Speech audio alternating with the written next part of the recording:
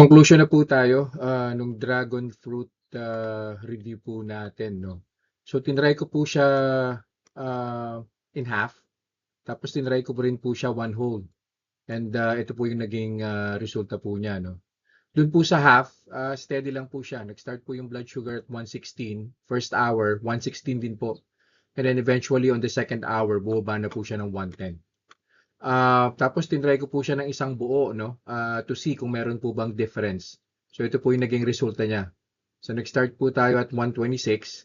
Mataas po yung spike niya on the first hour, 163. And then on the second hour, bumaba din naman po siya, 91. So that's less than the baseline, no? Pag pinlot po natin yung blood sugar spike po niya on the second hour, si half po, -6 po yan, so -6. Tapos si whole naman po, malaki po yung binaba po niya, -35 po yan. Pero we have to remember,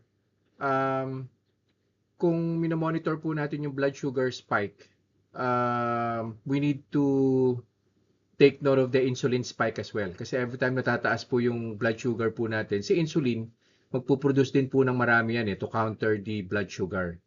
So the more insulin spike na may experience ng body natin, it could lead to insulin resistance. So yun po yung sinasabi po ng studies or most of the doctors na magiging immune na po yung katawan natin sa insulin. And eventually, hindi na po niya kayang pababain yung blood sugar sa katawan po natin. So yun po, yun lang po for this experiment, no? Ingat po tayo sa pagkain po natin on a daily basis. So maraming salamat po and see you guys on the next vlog.